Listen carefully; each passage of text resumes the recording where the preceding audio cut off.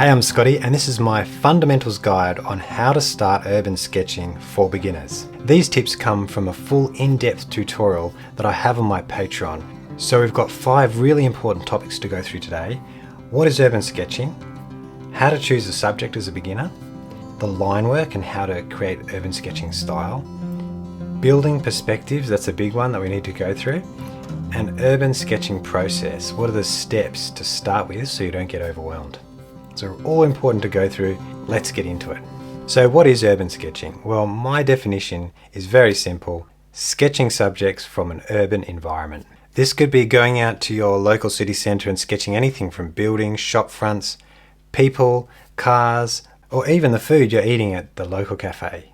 Now we're going to be focusing on buildings today because that's the main and most popular subject that people sketch, but it's really sketching anything you see. When I make my video tutorials about urban sketching, some people comment and say that this isn't urban sketching because you're sketching from a photo.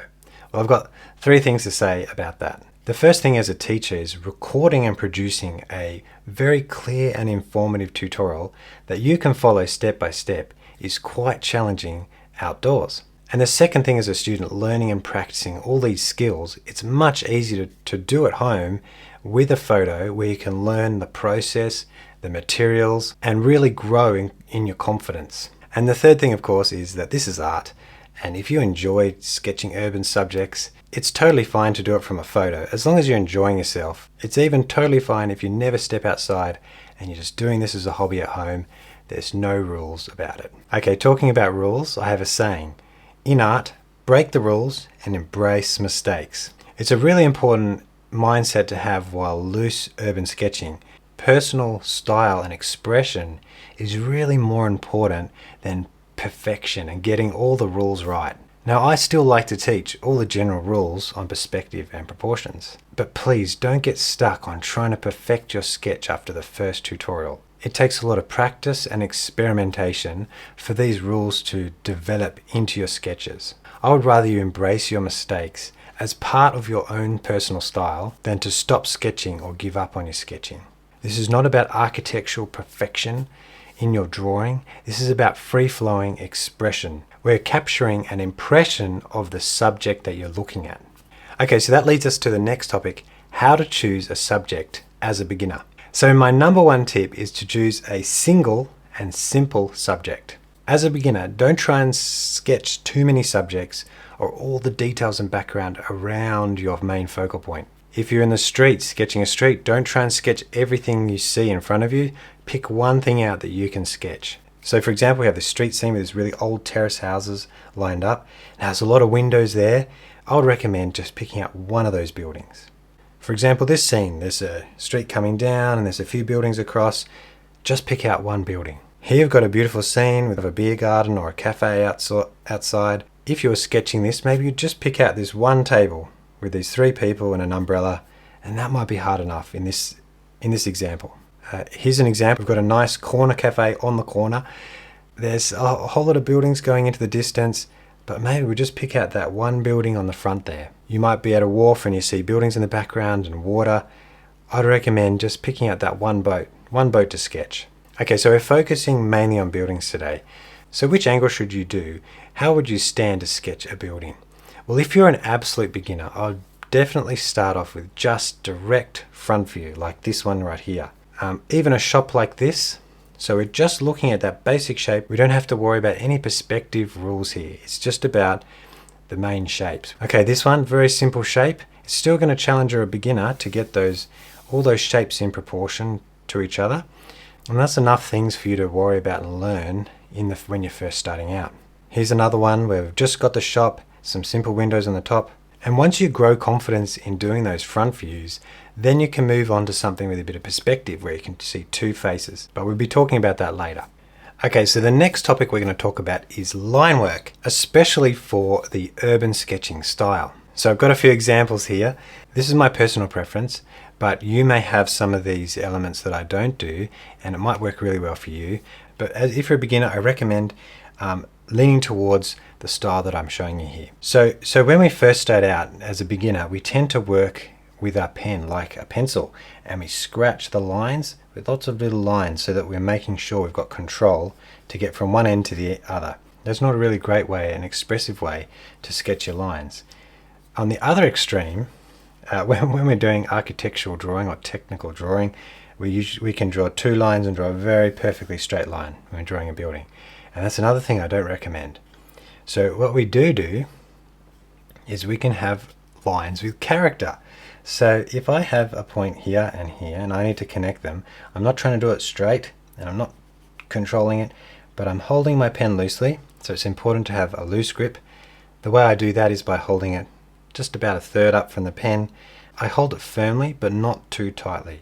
And then I hold my pen at about a 45-degree angle to the paper and I just let the pen roll across the page.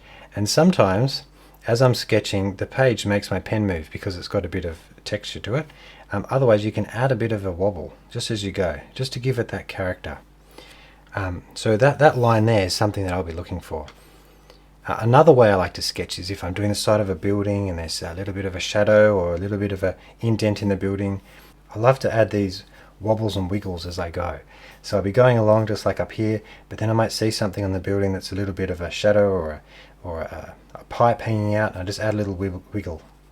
So that adds a bit of character to your lines. So there are two types of lines I like to use when I'm drawing straight lines. And here again, like if I'm drawing a window, I don't try and draw them perfectly straight. I think that it really loses the character when you have this kind of drawing. This is more what I'm looking for, a freehand box. You could put four corners for the box, but then in between, the lines are quite wavy and wobbly. And so with this one, I went over it and then over again. And that double line is fine. I really like that. If I made a mistake, the box was a bit too tapered, I could just draw a second line to correct it. And that's what creates that sketchy look. And here we go. So this is a perfect circle. It's perfect, but this one, I think this is great for urban sketching, where you're just doing a few lines and you're averaging out where the circle should be. So to warm up for urban sketching and practice, I would be doing these kind of exercises on a spare bit of paper. Okay, so the next topic is all about building perspectives. And it's important for a beginner, even if you're starting off with the basics, to have all these perspective rules just in the back of your mind so you're aware of what's going on when you're looking at a subject. Okay, so there are three main perspective rules that we use in urban sketching. The first one is 1 point perspective, which is mostly used for street scenes like this. And then we have 2 point perspective, which is actually the most common perspective that I recommend you use out of the perspectives. And then 3 point perspective, which is like this. It's for more crazy angles, if you're really angled down low, looking up at a big building, or if you're angled high like in a helicopter or a drone, looking down onto a building.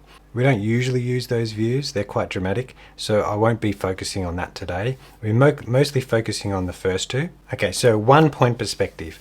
1 point perspective is most commonly used when you're sketching streets. We're looking down a street and we can see the street vanish into the distance. It's actually, by the way, also what I think is used on these front-facing buildings. If we could see through the building like an X-ray, all the building and all the rooms, if it went back very far, would go into the distance, just like the street. So when we're drawing front faces of the building, it actually is 1 point perspective.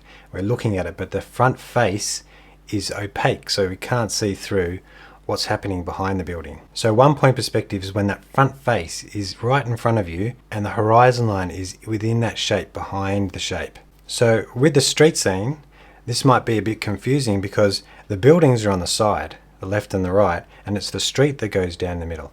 So are these buildings on either side? Are they in 1 point perspective? Well, I don't think so. I think it's not the buildings that are in 1 point perspective in a street scene like that.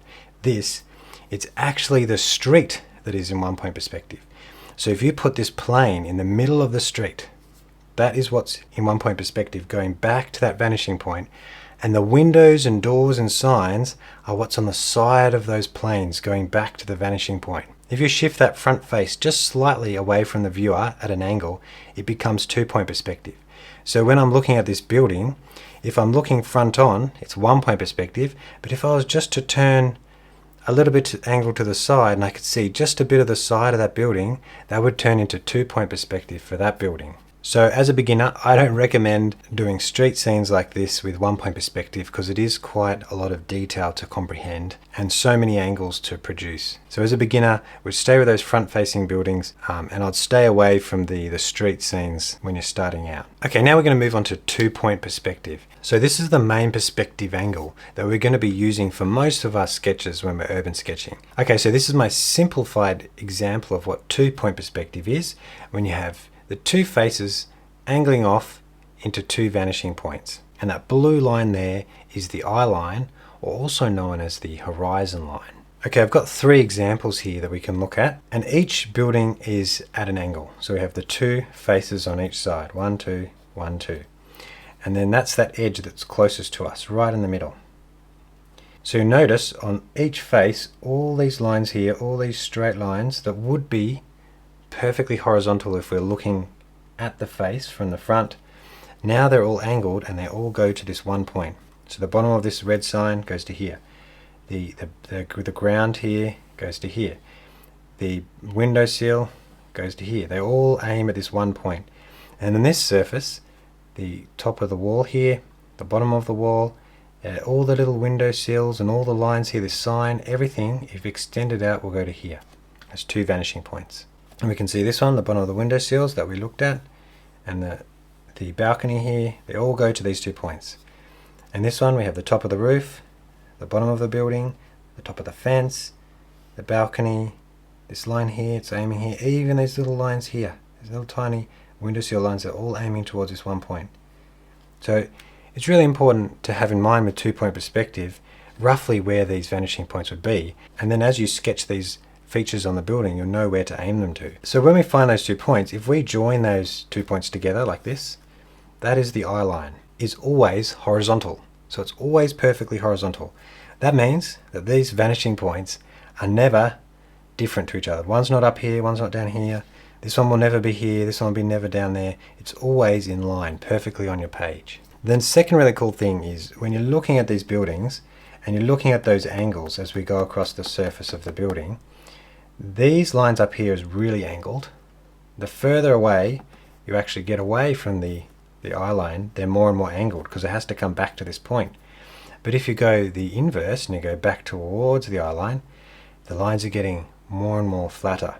So this bottom of the window frame right there is almost perfectly horizontal. That's because that's closest to the eye line. So keep that in mind because we're going to talk about that in a minute. And that's really important because we call it an eye line because it is the eye line of the viewer viewing the picture or the photo. So if, when I take a photo, I might hold the camera up to my face. So that'll be about 6 foot for me taking a photo of a building. So that means that wherever I took the photo from, that point, that height of where I've taken it from is the height of the eye line. If I take the photo from 6 foot off the ground and this is a flat road, then that would be 6 foot from the bottom of the building to that point there. So for this building, maybe the person took it from about waist height, this building here, because that's only gone about up to waist height. That's where the eye line is. And here might have been a shorter person, maybe that looks about 5 foot off the ground, and that's where that eye line is. So that's important to note, that when we're looking at a building, most of the eye line and where the vanishing points go to are going to be somewhere where the person's taking the photo. And that's the kind of photo that I recommend for beginners, and not photos that are taken from the top of buildings or on ladders or extreme angles, because it makes those vanishing points a lot more difficult to work out where they are. Okay, so now we've gone through 2-point perspective. How do we actually use it? Like, what is the main point that we can take away from it and use it in our sketches? Well, the main way I use perspective is to tell me how to angle all the features on the side of the building. Well, the first and the most easiest way to use this perspective is to, on each face of the building, is to find those vanishing points that we talked about. And that'll be by drawing along this line, finding a point here, drawing along here, and finding a point here. And the same on this side. And with this reference, that's quite easy. We can find 2 points like that. We can just follow that line and find those 2 points. And then every line, every horizontal line that would be horizontal in front view would now be angled towards that point as we go. And all this side would be angled to that. So that's how I would use perspective if I can fit it on the page. Have the two vanishing points, making sure that they're horizontal, as we talked about before. And that goes a long way to making a building look more realistic and in proportion, and not aiming up to this point or aiming down below here.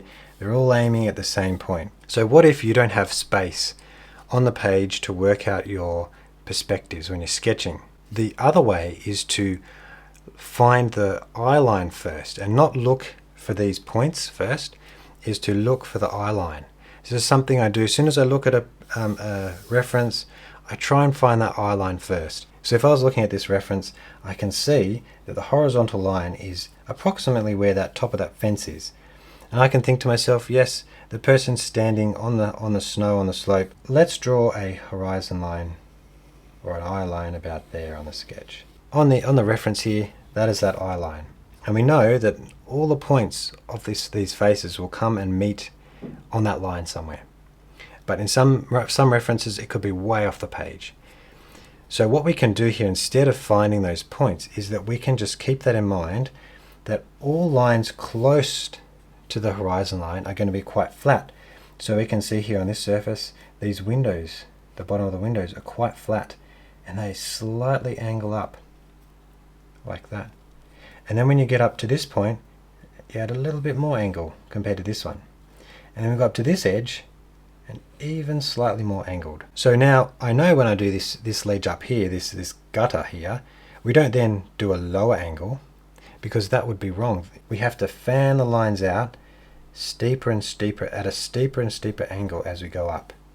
So this would be even more angled from this line. And then as we go up to the top, this would be the most angled line up here. But then when we go below the eye line, we know these will start going back up. And they get steeper again if we had more lines there. Okay, same on this side. We've got a perfectly vertical line here. Also there's a perfectly vertical line there and here. And then we can think this is the eye line. So that means these bottom of the window sills and the tops are very, very flat. And you can see that angle here is a little bit more angled, quite a lot more angled. And then if this was a square, it'd be aiming down. You can see, oh well, these points are going off somewhere off the page, but I can't see where that point is, but I know it has to be more angled than that, so I'm just going to guess that it's like this.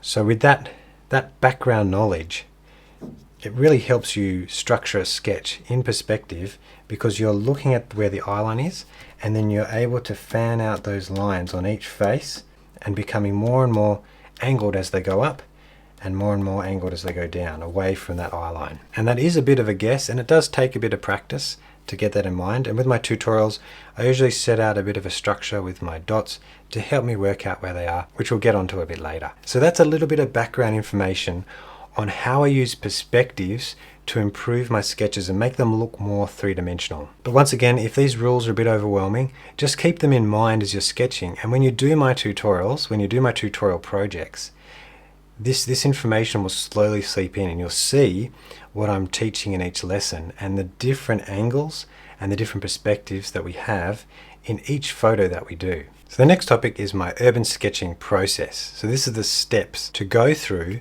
when you're sketching from beginning right to end. Well, my method is starting at the big picture and then working down to those details. So the first way I like to do that is by framing my sketch.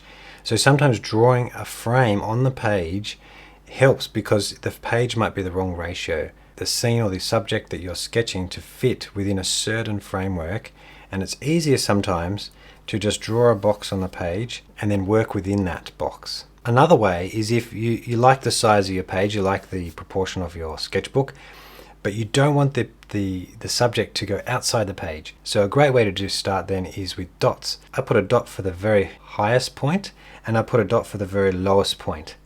And then I work within those dots and divide the sketch up within there. If you just start at the top and you make your way down, it's really, really annoying when your sketch goes below the bottom of the page. Okay, so step number 2 is to set up the construction for the main shapes of the subject that we're sketching. This is also an opportunity to set up the perspective. That means we're not starting at the top and we're sketching our building from the top down. We're going to get those big shapes in. We're not getting bogged down in any detail right now. If you're sketching a front view like this, I would work out the overall proportions like this with dots on the reference. With these dots that I'm showing you here, I'd put them onto the page so that you can see your basic proportion of the building. And then for a 3/4 view, we also want to do some dots. So I usually use 6 dots for a building like this. We've got 2 for the high and low points, and then we go off to the sides and we do those outer 2 points, and they should be showing the perspective that we talked about before, the angle of the lines of the top and the bottom of the building. And you can always do this bit in pencil. So if you don't want to just use dots, I'd recommend doing a big rectangular prism for this section here in pencil, and so you can use that instead of dots. So a lot of people ask me about, can I use pencil, and definitely can for this stage. Okay, so now we've done the important setup. So don't rush this step. Make sure it's going to fit in your page. Make sure you're happy with the proportion of the building where it sits. Whether you've done it in pencil or with dots, that is a very important thing to be happy with before you go into the details. But if you get this wrong, remember, mistakes are to be embraced. If your building's a little bit off, that's totally okay. It's just part of your style. It's part of what you're learning and working towards. Okay, so step number 3 is outlining the main shapes. So now we're getting into finally main shapes, but we're still not doing any details. And we're using those really loose lines that we practiced before with the line work. So you could either outline the whole building like this on the reference, or you could break the shapes down into quite big shapes and outline those big shapes. It depends what sort of building you're doing or what sort of subject you're doing. Sometimes I outline the whole silhouette of something, or sometimes I break it down into bigger shapes. Okay, step number 4 is now we've got the main shapes. Now let's draw the next size shapes, so the small shapes. So this is usually, in urban sketching, is usually the windows and doors and the bigger details that are around the sketch. Okay, step number 5. Now this is all about the details. So if you've been following my process, I hope you find this a lot easier and less overwhelming, because at this point we haven't added any details in, but we've got the main structure of the buildings. And it's a lot easier because we have the structure to put all the details into. So how much details do we add? Well, that's a question I get all the time, that people don't know when to stop, don't know how much detail to add. But if you've followed this process, this is where you can decide. If you have a very small sketch, you could almost stop at this point and do watercolor. If you have a very large sketch on your page, you need to add more detail so that it's more interesting. So usually with most of my sketches, I at least add a little bit. So it's really up to you and what you want to do and how much detail and how much time you want to put into it. So with these examples you can see here, I'll definitely add the wood palings on the fence and some details for the wood and in the windows. There's a lot of little details I'd add there. With their front on view, I would add things in the shop windows. I wouldn't do all the bricks, I wouldn't get into that much detail for this size, but I'd add details like the wires going up the side or the little sign at the top, the little bits under the window sills. That's the detail I'd add. And then some of the things, like the bricks, I would leave to the watercolor. So that's my fundamentals guide for beginners who are starting to urban sketch. And please let me know your favorite tip that helped you in this tutorial. I'm really curious. And as always, if you'd like the full complete version of this tutorial with the references, the template, all the little exercises that we do extra on each step, then please consider joining my Patreon. We've got an amazingly kind and friendly community over there in the chat where we share our sketches and we encourage each other. We'd love to see you over there. Otherwise, thank you so much for watching, and I'll see you in the next one.